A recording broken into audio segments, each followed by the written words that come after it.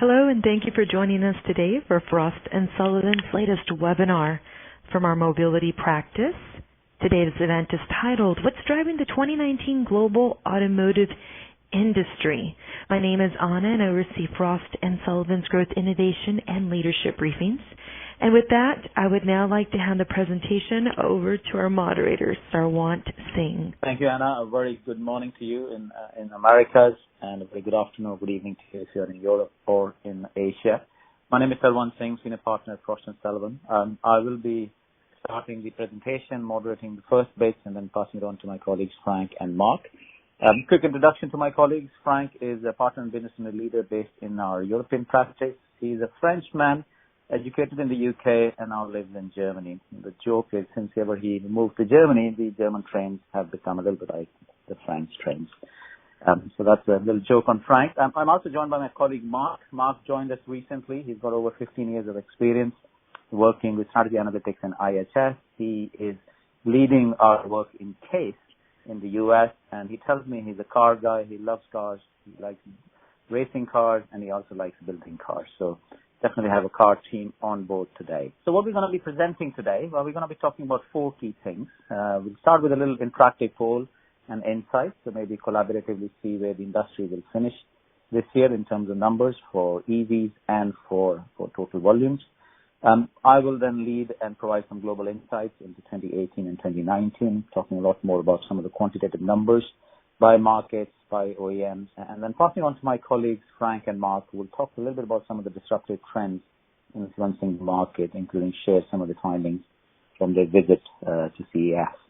And then Frank will end it with a key takeaway and next steps. So let's start with a quick poll. So the poll we have is, we achieved about 96.1 million sales in 2018. This was just about 400K more than what we achieved in 2017.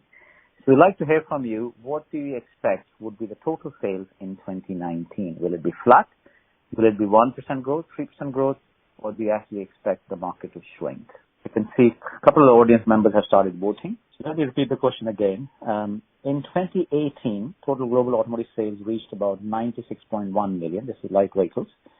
So the question is, what do you expect in 2019? If you're an optimist, you're expecting 1 to 3% growth.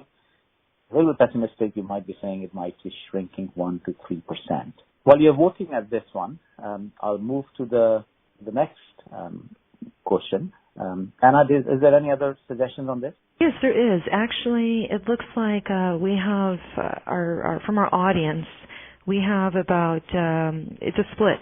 36% of our audience indicate growth at 1%, growth at 3%. Again, we have 11% indicate no growth and then shrink by 3%.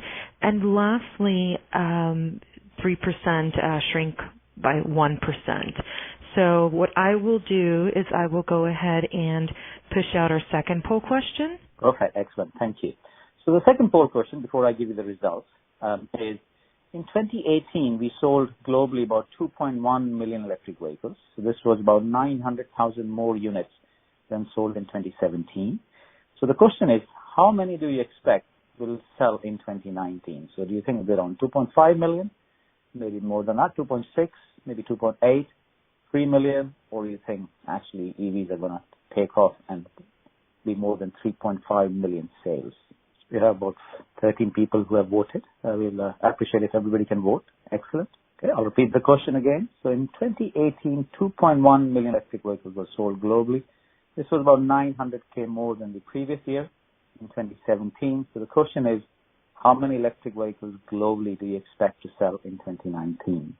So 2.5 million, 2.6, 2.8, 3, or 3.5 plus. I have to say the numbers are very close to Frost & Sullivan numbers. So that's interesting. And over to you, share the results.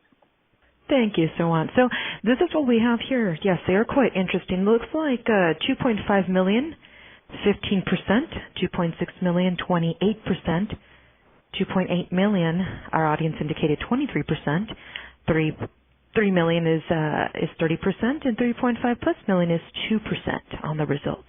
Excellent. Thank you very much, Anna. All right, so let me share the numbers from Frost & Sullivan team, and let's find out same time next year if who was right. So our forecast for 2018 is 97 million units. So that's roughly about 1% growth, which is what many of you voted. So a large proportion of you, 39%, voted at 1%. So it looks like we're pretty much aligned there. Let me give you a little bit update on where the sales came from before I answer the next question. So very marginal increase in sales over 2017, expected to be a little more in 2019. We saw, in particular in Europe, marginal growth in light vehicle sales. Mainly the sales growth came from some of the Eastern European markets. Russia, Poland, Romania did very well. We were affected by the WLTP new procedures, which derailed the sales towards the last few months of the year. In North America, light vehicle sales dropped slightly. U.S. sales were up. Canada had a drop after 8 years of continuous growth. Latin America was an exciting market in 2018, witnessed 7% growth, and a large proportion of that growth came from Brazil, which we expect to continue to grow this year. For the first time in almost 20 years, China sales actually declined in 2018. Now let's look at the second poll question. So the second poll question we had was, how many electric vehicle sales do you expect in 2019? So the large majority said 3 million. Frost & Sullivan team believes it will be around 2.8 million. Personally, I have to say I'm more in agreement that this will exceed 3 million, but the analyst team in Frost & Sullivan ruled me out on this one.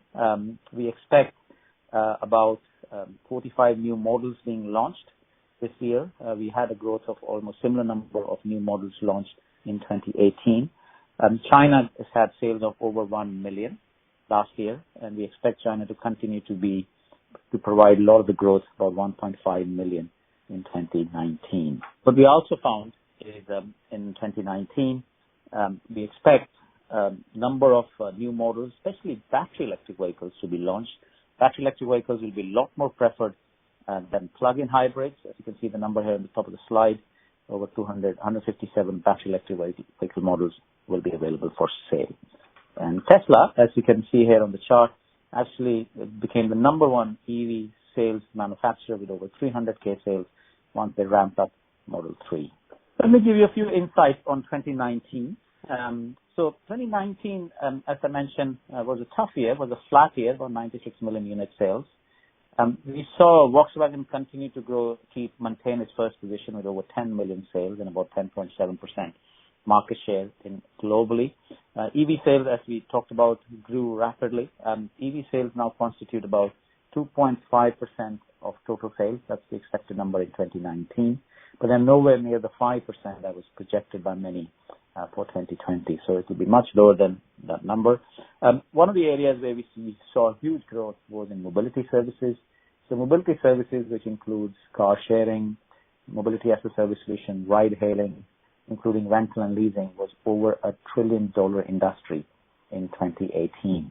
And we expect this year to see a large number of very high valued IPOs hitting the market. So in terms of how the market looks like in terms of light vehicle sales, so you can see here some of the key growth markets that we have shortlisted here. So China, as we talked about, actually saw a decline for the first time in 20 years. US, after 2017, decline actually saw a small growth, and so did Japan. India failed to impress. It did register impressive 6.3% growth and became bigger than Germany in 2017. India and Germany were very similar in terms of numbers, about 3.7 million units, but India has definitely overtaken Germany now to become the fourth biggest market globally. It's expected to continue its impressive growth in 2019, roughly around 7.5%, but we don't expect yet India to start growing like China did, around 10 to 15%. Some politically sensitive markets, UK, Turkey, saw huge declines.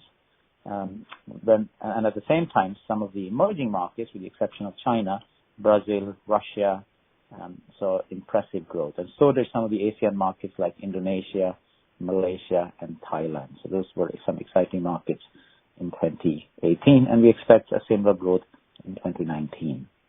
In terms of the OEMs, so this chart shows you the top 20 OEMs globally. What is interesting on this chart is of these top 20 now, you have 10 from China. Had I shown you this slide, similar slide maybe 10, 15 years back, you would have not seen so many Chinese players. Not much change at the top end of the chart here. Volkswagen maintaining its position with 10 million plus sales. Then on the side, Mitsubishi Alliance coming in second. Toyota actually saw a slight decline, and so did General Motors. But I think the exciting area where we're seeing a lot of activity is in the bottom half of this table. Geely had impressive growth, 18%. Geely owns Volvo. And at the same time, we saw some companies like the BIC group actually see sharp declines. Tata, despite JLR having a tough year, actually posted some good growth of about 10%, mainly in the Indian market. Now, quick scenario on Brexit. We shared some of these findings earlier in 2018. No matter what happens with Brexit, and it's quite a hot thing happening right now in London. It's fun watching TV every day, watching news every day. And no matter what scenario we have, soft, hard, or no deal Brexit scenario, the sales will actually be in 2019 and 2020 be less than what it was during its peak in 2016. So you can see the chart here from 1990 to 2018. Typically takes 4 to 5 years for the auto industry in the UK to recover. But in this case, we expect a little bit longer, even if it's a soft Brexit. So thanks to politicians, it's going to be a tough year for the UK car industry. So this, I'm going to pass on to my colleague Frank. Over to you, Frank. Thank you, Sarwant. And so in today's presentation, so as part of the presentation on trends, will be divided into 4 main areas. We will speak first about connected vehicle services, about autonomous technology, and moving on to new car ownership models with subscription, as well as looking at mobility or shared mobility and digitization in cities. So before we jump into connected services, I'd like to briefly highlight where we see the developments in terms of what was presented at CES earlier this year and the relevance to the automotive industry, as it sets the scene in many ways for the year ahead. The evolution of the App Store to a more data-fueled marketplace with contextualized offers, for me, was the highlight of 2019. With GM, Hyundai, Toyota, Lexus, all planning a journey-based solution with Xevo. I think what Xevo did is showcase a very intelligent solution that is firmly hooked into the driver's habits and schedules. With over 40 brands integrated, Xevo is actually creating an increasingly interesting commerce assistant, one that can actually place a Starbucks order if it can understand your favorite drink and other routines. Xevo also showcased the integration with Alexa to bring voice into the equation. The other interesting implementation by Honda with Connected Travel is a marketplace app compatible through Android Auto and CarPlay. While the functionalities are very similar to that of Xevo, Honda is managing the content directly in terms of pulling the brands to the platform and even using their own voice solution to perform selected tasks. Ford was one of the first OEM in the US to embrace the concept of apps on their Sync platform, which they later dubbed the Sync App Link. But at the Ford booth this year was Automotive, which launched the Transportation Mobility Cloud last year. The investment turned actually into action with several implementations showcased with partners such as GoRide and Swarm. And the idea is of a cloud platform that will ingest the telemetry data from Ford vehicle and provide a standardized format for developers to use and consume and charge them based on volume or typical API calls. So very exciting developments on that front. So looking a little bit deeper into the connected service trends. Features on Demand is a service update that is offered as a one-time payment or a subscription service post the sale of vehicle and operated over the air. We can look at feature on demand solution in 4 categories. Connected services, for example, CarPlay smartphone interfacing as an on-demand subscription based on services for 80 $90 a year. Powertrain and electric vehicle services, for example, a range extension for an electric vehicle is expected to be a popular feature, or the customization of suspension as offered by the Audi e-tron. Third, on ADAS and autonomous technology, for example, the feature on demand for autopilot, which Tesla pioneered, or the automated parking on demand. And fourth, the smart interior and exterior, offering personalized service such as bespoke interior design, customized lighting, even on the front light, or other comfort features. In fact, the potential of features is completely limitless. It is important to note that at this stage that from a daily usage perspective, more than 30 to 40% of features inside the vehicle today are not used by consumers. For me, this is actually the birth of a completely new business model for the automotive industry, where the value creation can happen throughout the vehicle life cycle, as opposed to the time at which the vehicle is being sold. One significant example of such a service has been provided by Audi. Its a la carte on-demand feature program has some very interesting characteristics from my perspective. Again, the e-tron model is one of the first big announcements bringing Audi's vision of feature on demand to users. There are monthly offers for major tech packages which can be brought post-vehicle purchase. There are services such as autonomous parking, which is charged at $5 per instance, of course assuming that the car is bought with the necessary sensor packages, or a similar case with convenience, with navigation costing $2 per day. This is a stopgap philosophy where the hardware is bought as part of a standard package by the user, but the OEM has created use cases for the hardware to offer services on top. The next major service offering that we would like to highlight is the car marketplace, or the car as a marketplace. The concept of this is to bring in retail capability for vehicle occupants that are available directly from the vehicle.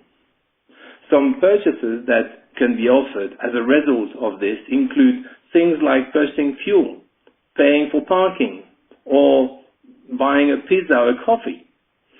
These marketplaces provide extra features in the sense that it also limits options to reduce driver distraction. For instance, a Starbucks customer can order from the car while it is being driven, but only with a few choices based on previous orders that will be displayed. The actions that require considerable involvement or clicks, such as booking or a hotel room on Priceline, can be executed only with the vehicle in park mode or completely stopped, or potentially through using virtual assistants, voice virtual assistants. We are already seeing several instances of this being applied, and together with feature on demand is going to be one of our next topic for a multi-client consumer research analysis we are going to deploy in the next few days. So moving on to autonomous technology trends that are expected in the industry. The first point to discuss is about platform that will determine autonomous cars of the future. The complexity of having multiple vehicle types for each level of automation due to the need for redundancies and diverse electronic content will actually put significant cost pressure on the system development.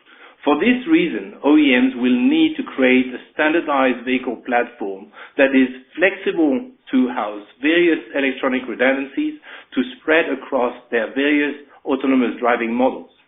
There will be 3 layers of platform that can enable standardization. The first layer will be the vehicle platform. This will house the various elements mounted into the hard points of the chassis, such as electric power system, redundant steering, and braking components.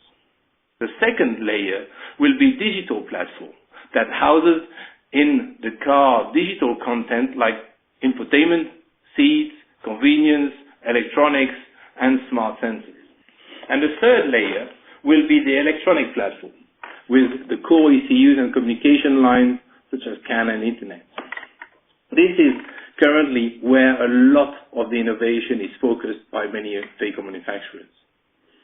As an example, Audi has functional safety and redundancy power net embedded into the MQB platform, which has enabled them to deploy level 3 on today's traditional platform, but is likely to migrate to the MEB platform for higher levels of automation due to the higher availability of power for core autonomous driving functions and the possibility to segment the section of the power net for redundancy. But as an extension of this, how will OEM look at solving the challenge of autonomy via legacy and non-legacy means? I think currently most traditional OEM tackle the development of automation via an incremental innovation approach, improving driver assistance to achieve higher level of automation. This process is the most cost-effective way currently to developing autonomous driving technology, but one that has limitation in terms of scale. Currently, vehicle platforms are challenged to scale at higher level of automation due to limitation in either the chassis, the electronic and electric systems, and the sensorization. Disruptors like Google are approaching autonomous driving development from the other side by first developing a full-scale level 5 stack and then scaling it down to achieve the right level of automation required for testing and validation. This way, by entering the market, they will be able to dictate the right sensors, the right electric and electronic architecture, the right redundancy, the right hard points required to the vehicle manufacturers in order to achieve each level of automation. The road to full automation by a BMW and a Volkswagen are currently very different, on a very different tangent, due to the new platform architecture that they have chosen. One being dedicated with a more centralized electric and electronic architecture, while the other is a multi-energy platform with a more decentralized ECU approach. So, having discussed autonomous technology and its development, we will now move on to new car ownership trends and the focus on subscription in the automotive industry with Mark. Over to you. Great. Thanks, Frank. And like Frank, I was lucky enough to go to the CES show earlier this year, and it was my 15th or 16th time at the show, and it's always great to get the insights, and like you said, it sets the stage for the year. So, I'd like to start off with subscription models, and we've talked about being very driver-oriented features in the vehicle so far, and that does correlate directly to the subscription models that we're looking at. And if you look on the y-axis is the relationship between, on the bottom would be shared and upwards to owned, and then basically how long you're going to be using the vehicle on the x-axis. So we haven't seen a lot of change outside of the car sharing in the last 10 or 15 years of vehicle ownership and usership models, where on the right side, 3 years or more, you're going to be outright purchasing your vehicle or leasing it for a few years. And then the left side, minutes to hours would be the car sharing, and then rental would be your hours, days, maybe a week on vacation or a business trip. So what we have in the middle in the red box is the vehicle subscription model. It's very important to know that the mindset's changing, and we're looking at the younger generations moving towards the usership, and that gap, to fill that gap between very short-term and long-term usership. So, and when compared to those other types of usership, the subscription model has the opportunity to offer the most flexibility to the user, and the number of services opposed to a lot of the other services, you're just getting the vehicle itself, where we'll explore some of these services in the next few slides. But yeah, you'll get some more services and some concierge and a different ownership experience than if you're just outright buying or leasing or short-term rental or car sharing. And it is important to notice, though, that the OEM offerings right now from like a Volvo, JLR, or a Cadillac tend to be premium vehicles and can be quite a bit more expensive, but they are more flexible than the other services where you can tend to swap vehicles a few times within your subscription period, and it also offers some other features that we'll get into in the next few slides. And then again, the age of the vehicle, there's a direct correlation between in the contract period of the mileage per year usage. Tends to be, if you're going to be using a vehicle subscription for a newer vehicle, you're going to be putting on more miles per year, and a shorter contract period, those numbers of miles and kilometers will rise. And there's a lot of scope for these new entrants in the market, whether they're private companies or vehicle OEMs, to be creative in bringing innovation into the services packaged under that monthly fee. And that can include parking, refueling, congestion fees, for example, on top of some of the traditional coverages that's already included, such as insurance. And create a good mix for that subscription service, so it offers quite a bit more than it would be if you're just buying the vehicle outright or renting that vehicle. So we do believe that there is a huge potential growth for these subscription services throughout the globe, and as these end ownership models are changing, and services that are required from the consumers are changing. So we're looking for subscription services, we like to say, to rocket up from 2020, and this is assuming globally that we're going to have 1.6 to 2 billion cars on the road in 2025 to 2030. So when we're looking at, between 11 and 16 million of these vehicles as a subscription, it's still a very small fraction of the market, and it's not really intending to replace car ownership completely, but it still is a significant segment of the market. Awareness is spread between 2016 and 2018 of this car subscription model, and there's advertising, and consumers are starting to learn what these subscriptions can offer them. And then we can see that within 2 or 3 years of inception of these services, there's quite a few mergers and acquisitions throughout the industry, and organizations big and small are transforming their business around this topic, especially in urban areas.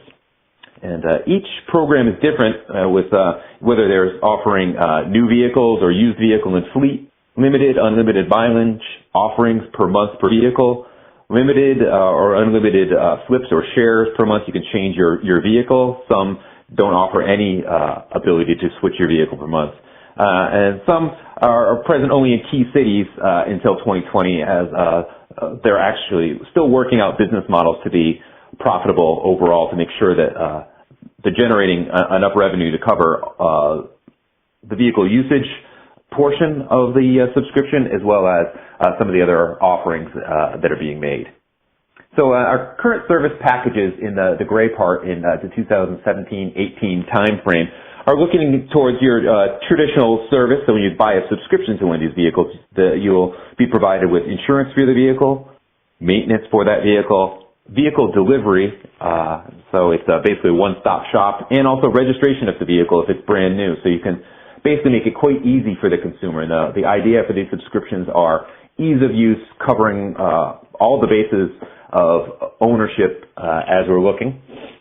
And now that we're going into the future, we're actually looking to add concierge services to these markets, whether it's parking, tolls included, some of those features Frank was mentioning earlier with navigation included, maybe some features you can add to your vehicle, pay for congestion charging, and also refueling or recharging as well. As you can see, as the chart grows up, we're looking at basically at the thousands of vehicles in 2016 into 17, and then moving on into the tens of millions, over 11 million from 2024 up to 3 million in 2030. 2025.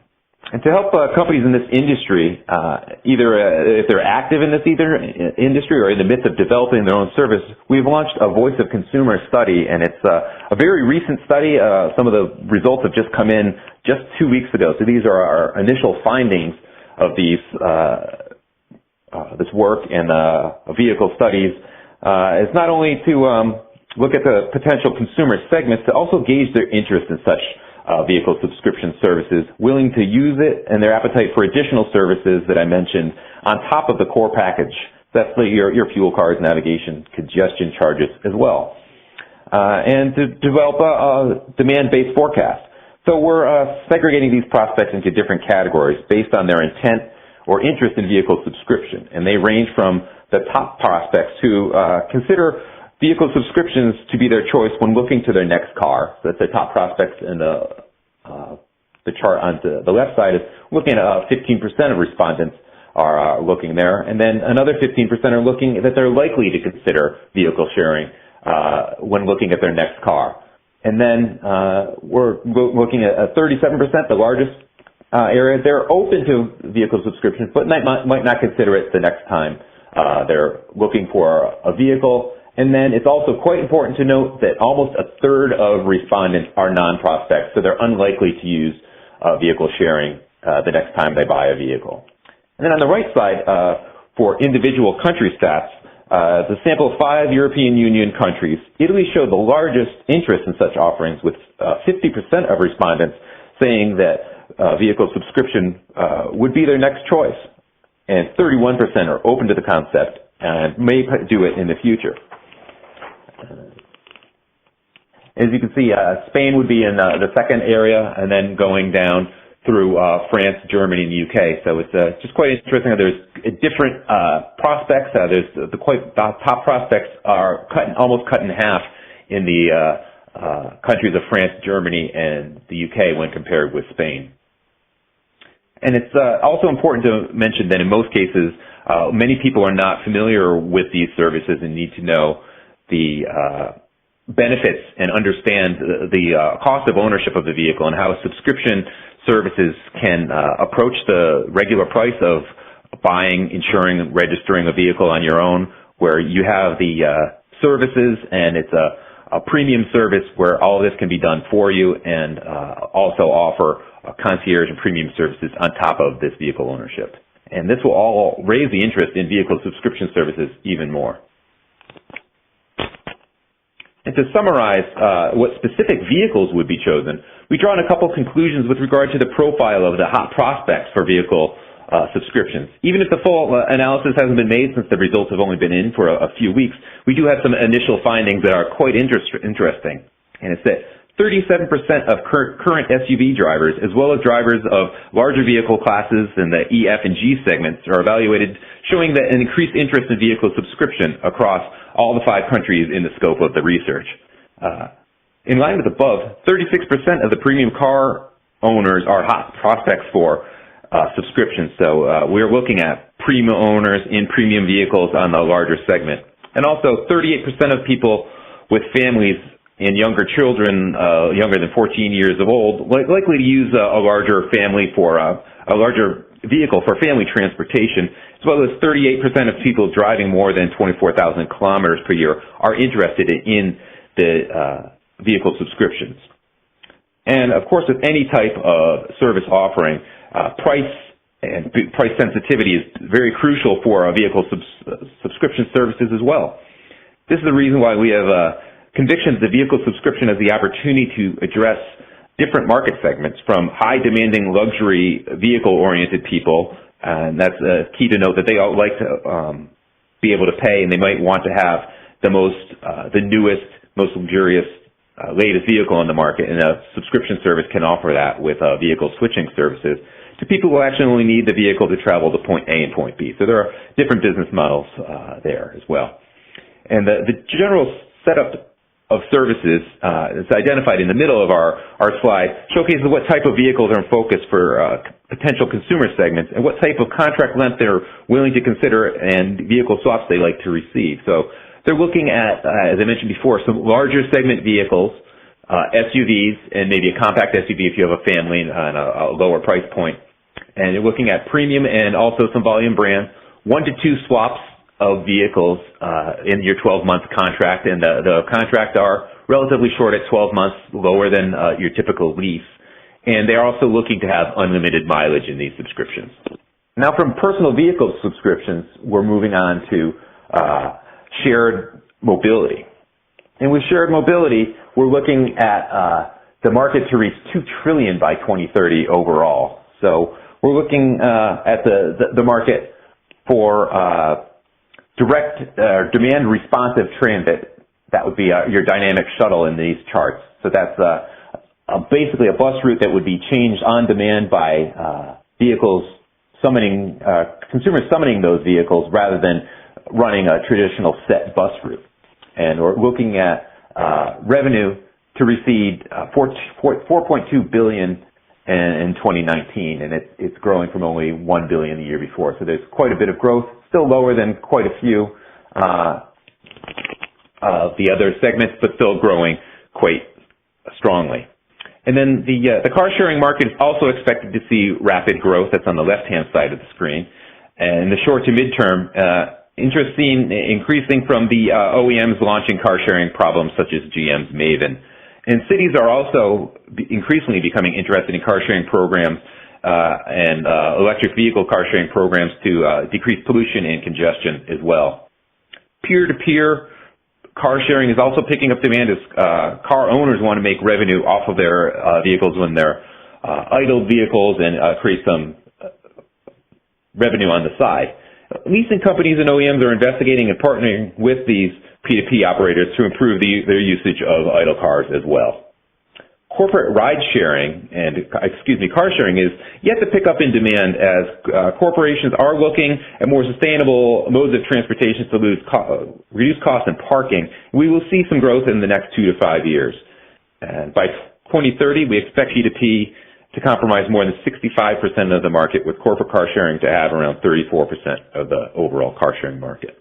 Long-term disruption of the vehicle mobility industry is likely to arise when fleets of autonomous vehicles are present in large volumes on the road.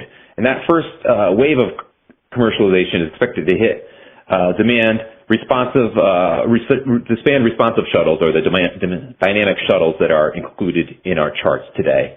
And again, those are the ones where a consumer can summon these shuttles along a set route. And we do expect these to be offered, the autonomous vehicles to hit the market first in these dynamic shuttles, offering geofenced rides on college campuses, geofenced areas within cities, etc. And then in the future move on to larger geographical areas for your overall ride-hailing experience. Now we're going to look at the value chain that ride-hailing can create, because we have Uber on the bottom. We're all quite familiar with Uber, but it's also expanded this value chain, and this slide is almost intentionally very busy just to show how many different companies are involved for services for whether it's a Uber user or an Uber driver, where you can have whether you want to balance your fleet vehicles, you have to clean these vehicles. That's a very big idea of having these ride-hailing and shared vehicles. How do you clean them in quickly between users? Charging, refueling, repairing the vehicle, maintaining, managing your vehicle. If you're driving Uber, you're going to put a tremendous number of miles on your vehicle, so you can get discounts on repair and fleet management, predictive maintenance on your vehicle. Of course, there's booking reservations. The more rides, the more utilization you have as an Uber driver, the more money you can create. Insuring the vehicle, maintaining tires, dash cams, security, and even repairing glasses. The more miles you put into your vehicle, the more exposure you have to perils on the road, whether it's full insurance claims or a simple glass claim. Now we're looking at this slide, and it's a little bit difficult to read because it's quite a few countries have been looked at in cities within those countries, where cities pushing for sustained shared mobility. So we're looking at the high costs of parking, congestion charges, government incentives for free parking, carpool lanes for access to shared growth in mobility. So what we're looking at on these charts are the sizes of the fleet sizes for car sharing per city. And we look at Moscow leading with quite a few, tens of thousands of residents have taken up car sharing to combat the very high parking costs and the lower number of parking spaces in Moscow. And it's that trend has made Russia, the Russian capital, one of the world's fastest growing market for car sharing. And in fact, the demand for car sharing has tripled in Moscow in only 1 year since 2017. It's currently the highest car sharing fleet of all the cities surveyed, with over 6,000. And the number of actual car sharing journeys in the city increased from 5.5 million in 2017 to over 18 million in 2018. So that's quite a big jump in just 1 year. And that's why it did come out in our research that car sharing for a typical consumer came out to be more than $100 cheaper per month than owning a car in the city.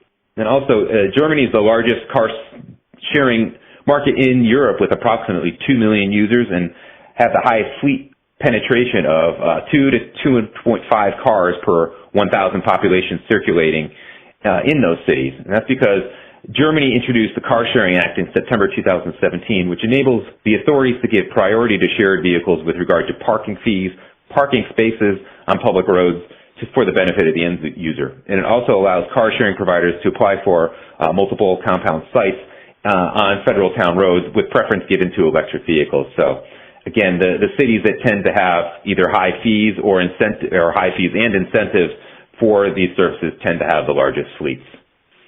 And then on the right hand of the side, as we're talking about mobility, it's not just about automotive and traditional rail. We're also looking at bike sharing, and there is an asterisk where we're talking about China. There's been a lot of talk about China in the last year or two, and China has been removed from this analysis because they already have in major cities between 80 and 150,000 bikes per city. But we're looking at European cities overall, and that about 90% of cities in our analysis have a bike sharing scheme in place, especially in Europe, mostly driven by the incentives that I mentioned. And cities such as Paris, London, and Berlin have a high bike sharing fleet with over 10,000 bikes owing to the city's generous incentive programs. Investment towards the infrastructure and safety, such as cycling 135 kilometers network and 9 cycle superhighways built in London, resulted in doubling of ridership since 2016. So it's having incentives for consumers to be able to use these bicycles and use them on safe lanes away from traffic has helps promote usage overall.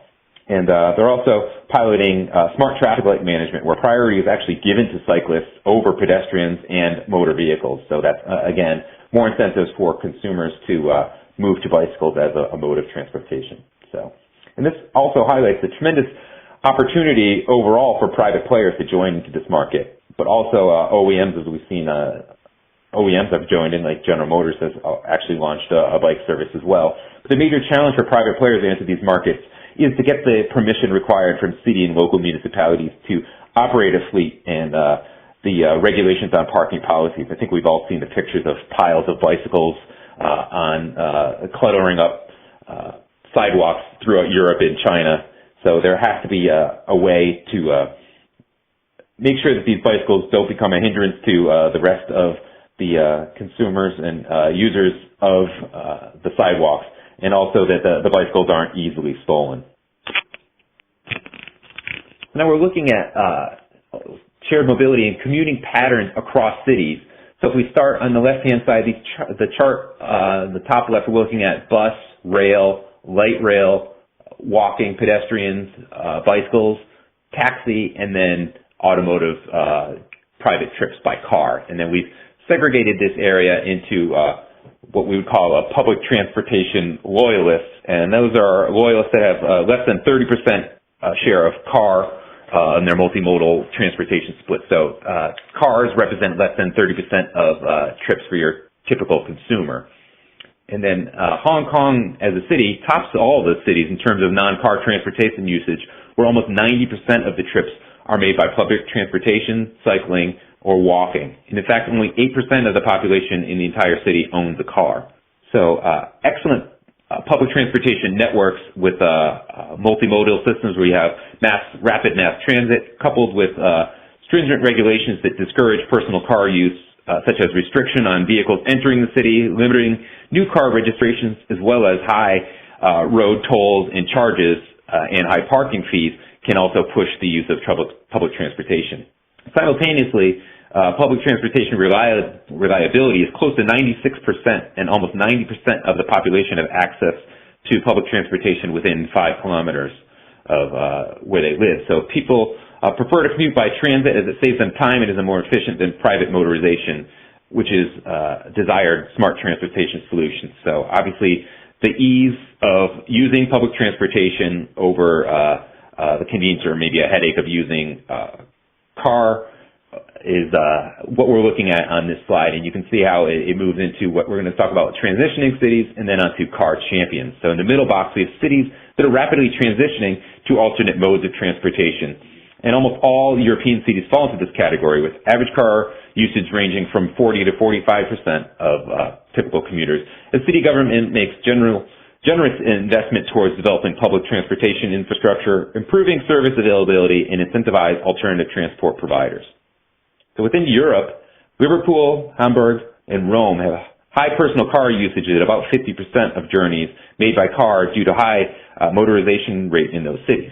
These cities will witness a rapid shift in modal split in the next 10 years as these cities introduce more stringent regulations on high-polluting cars, diesel bans, and car-free zones to tackle congestion and pollution from vehicle emissions.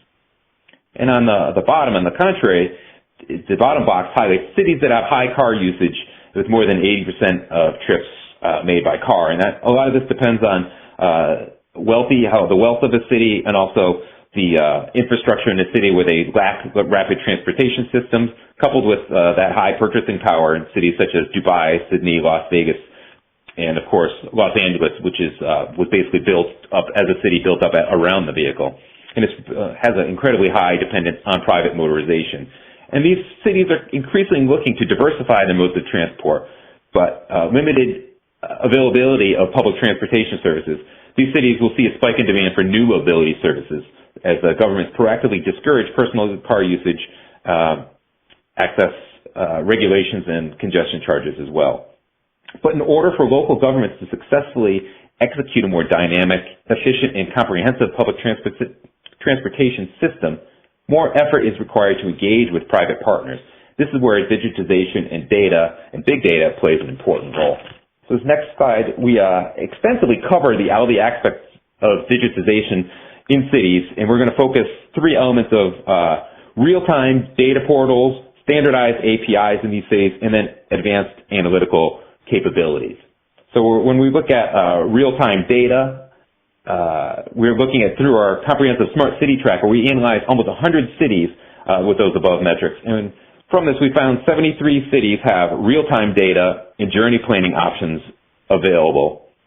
A further 26 cities have integrated or standardized APIs, and along with only 12 cities have high analytical big data capabilities to pull all this data together. So cities on the left-hand side of this chart have all 3 elements available, and is where we can expect to see transportation innovations launched first, such as integrated mobility as a service options. And given the depth of technological expertise available, these cities will also likely be able to support the development of artificial intelligence technologies to process the huge amount of data that's coming in from these cities. If we look at London, for example, the open data portal is far-reaching and covers many topics such as transportation and environmental issues. Transport for London has a unified API, which developers are told to use, and the organization has taken part in a number of trials that uses advanced analytics. So we're actually looking at, there's an example of trials where they're using data from Wi-Fi data from travelers with smartphones as inputs and probes, as well as the advanced camera data used in London, as well as vehicle data. And then the cities in the middle of the chart are exciting markets for OEMs to introduce new mobility services, such as the dynamic shuttles, mobility as a service apps as well. While they may not have the analytics capabilities of the cities that are on the left-hand side of the chart, the open data and standardization of APIs mean that the app should be fairly easy to implement with the standardization, and the app developers can use standardized APIs to develop these apps. All the information is there and is readily available for these developers. And looking farther down the list to the right, there are many cities which are not capable of analytics and do not have standardized APIs.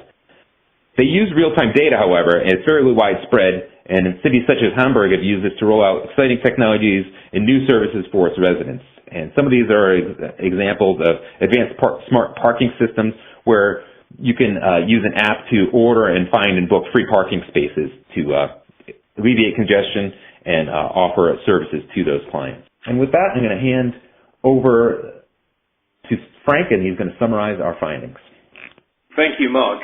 Very, very interesting. And just as an addition to that, the last couple of slides are actually based on a large-scale study that we have done over the past 12, 15 months that actually covers 100 cities around the globe and analyzing 150 data points to really understand mobility and be able to compare and benchmark and contrast each of the city against these 150 different parameters that are including anything from microeconomics, the transport usage and modes of transport being available in the cities, the challenges that they are facing, the regulations, the incentives, what are the transport vision and plans from the city itself?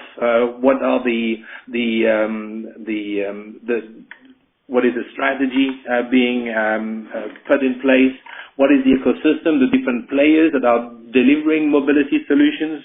What are the fair prices and also the digitization strategy, which Mark was just mentioning. So really extensive exercise trying to really understand in a greater level of detail each of the city and their mobility practices and mobility environment, something that we are going to expand in this year as well.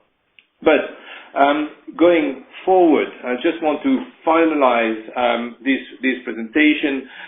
So today we have discussed with you what were the key highlights from 2018, and what trends we expect to make an impact in 2019. So to summarize these and our expectations for the industry in 2019, these are our key takeaways for this year. First, we expect a global light vehicle sales to grow marginally only in 2019 by 1% to 97 million in 2019. Eastern Europe and Latin America will drive sales, but North America and China could still be a challenge. Ride-hailing companies, Uber, Didi, Lyft, are expected to file for IPO and surge in value, with Uber itself expected to be $120 billion. Propagation of vehicle to X, V2X communication is expected to bring connected technology to new highs. And level 2 plus ADAS technology will also be promoted by vehicle manufacturers and suppliers. And finally, 43 electric vehicle models are confirmed to be launched in 2019, in which 25 will be full battery electric vehicles and 18 will be plug-in hybrid electric vehicles. In fact, Africa, Middle East, Latin America, and Southeast Asia are the new growth markets for electric vehicles. So in summary, in 2019, we expect another exciting year for the industry with a lot of new developments and changing dynamics. We hope through the past 57 minutes that you have enjoyed this presentation and derived some value from what we've presented. But before I hand over back to Anna, I'd like to share with you and briefly tell you about Frost & Sullivan big events for the year. We will host our 11th annual Intelligent Mobility Workshop in London on the 10th and 11th of July 2019. At the 10th and 11th of July 2019 in London. We gather in industry executive, policymakers, visionaries, and investors who will share valuable insights into business model for innovative mobility solution and help unlock wealth of new use cases. This is, from the past few years, a very unique platform for you to network with your peers, to learn about the latest trends in the automotive innovation and the future of mobility, and hear inspiring keynotes about how to differentiate from the competition in this rapidly changing space. To expand the reach of this very successful program, we are also hosting a similar intelligent mobility workshop in both New Delhi, India, as well as Tokyo, Japan, later in the year. We welcome you to join us in this exciting and industry-leading event and look forward to engaging with you in the future of the industry. And with that, over to you, Anna. Thank you, Frank. So at this time, I'd like to open up the floor for our question and answer session. We will try to answer as many questions possible live. If for some reason we do not get to your question, the team will take that offline and get back with you. So let's go ahead and get started with our first question. Our first question here, it's for Frank. When do you feel that FOD through OTA will be popular in mainstream OEMs, given that it's just penetrating into luxury OEMs? It's a very good question. I think, first of all, I think for many vehicle manufacturers, we are at the very early stage of development of this concept. I think from a pure business model perspective, this is revolutionary in many ways for the automotive industry, that will be, through that concept, be able to generate value throughout the vehicle life cycle, making the vehicle upgradable, exciting to the customers, changing the brand advocacy. And that in itself is super exciting from a value generation, revenue generation perspective, but also brand loyalty perspective from the vehicle manufacturers. When will it come? It is starting in the premium segment, as you pointed. Also because they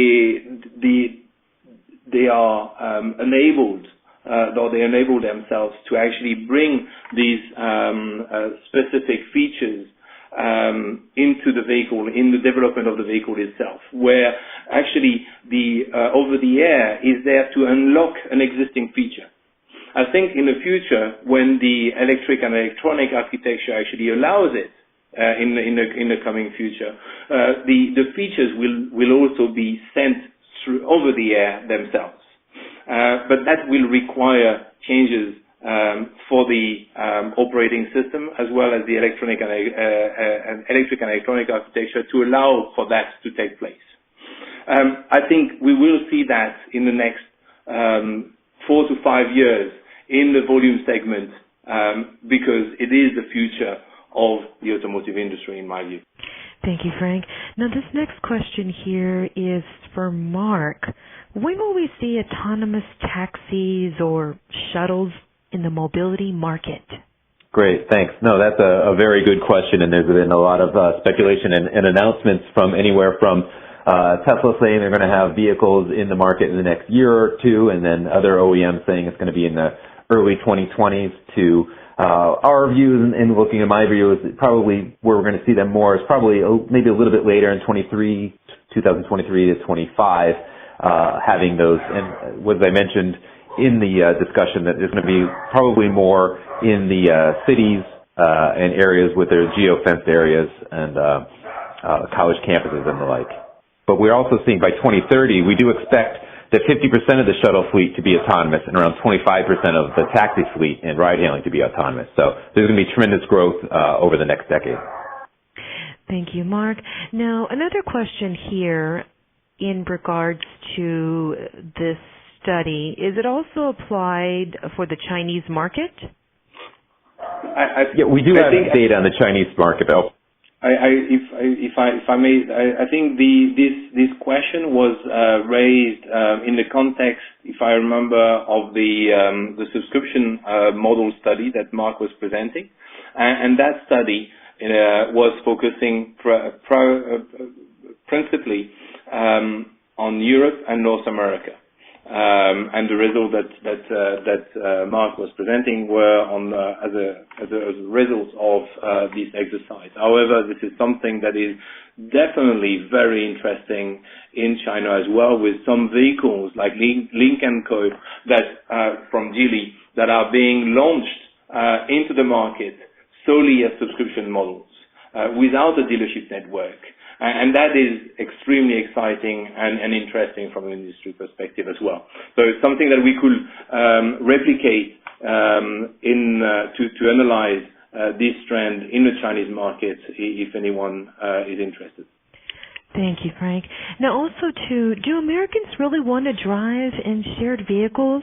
Do they want to give up or not own their own vehicle? Any idea of percentage of Uber, Lyft, etc. users that have their own vehicle?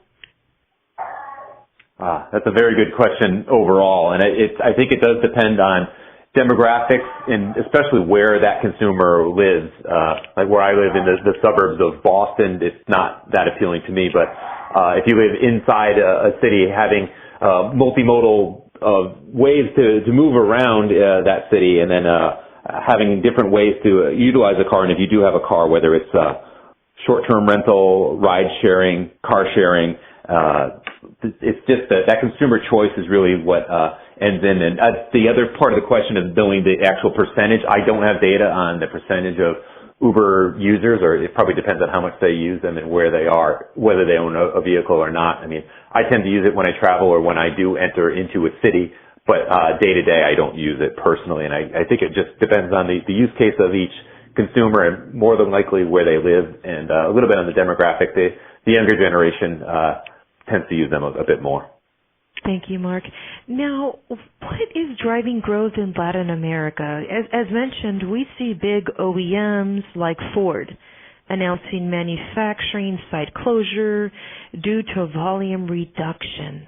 Mark, are you able to take that? Sorry, the question is overall of why manufacturing closure, site doing volume reduction. So, yeah, Latin American region, when you see the big OEMs, it's still a growth market. It's long been seen as a growth market, and the actual, number of vehicle ownership per capita is quite low in those countries. So there still is quite a big area for them to expand overall. Thank you, Mark. And we have time for one more question here. What are input energy sources fuels used to power charging stations of EVs? What are the effect of such energy sources on environment, conversion efficiency, well-to-wheel economics?